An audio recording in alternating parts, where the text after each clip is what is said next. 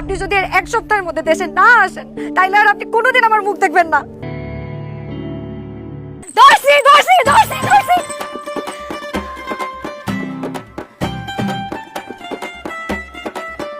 ও মা গো!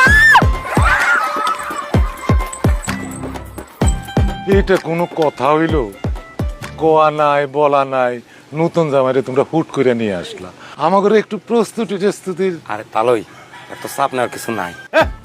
আপনার পিছনে বললেই হবে নাকি? আমার আতিথ্য তো বলে একটা বিষয় আছে না। জামাই নেন শরবতটা খান।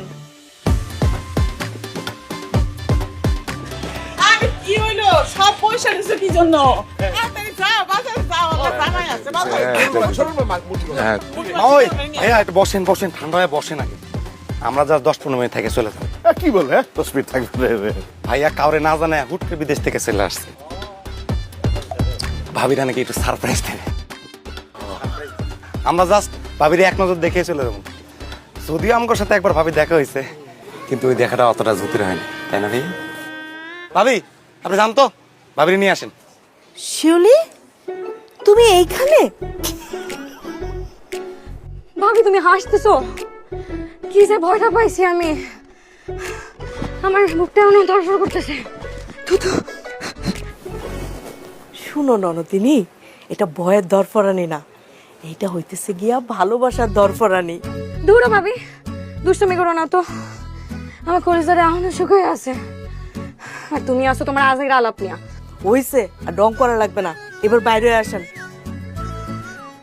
না ভাবি, আমার শরম করে। আপনার শরম ভাঙানোর ব্যবস্থাই তো চলতেছে, আসেন।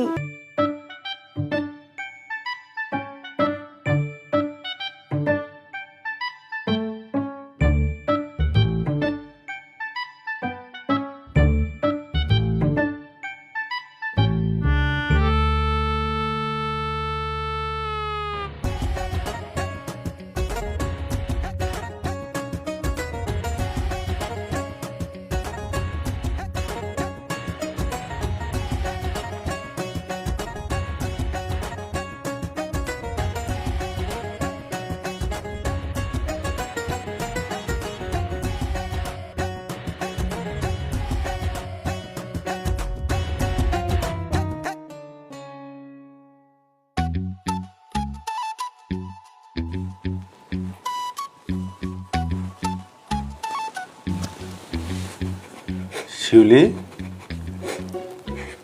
তুমি এনে বই আছো কে? কি হয়েছে তোমার?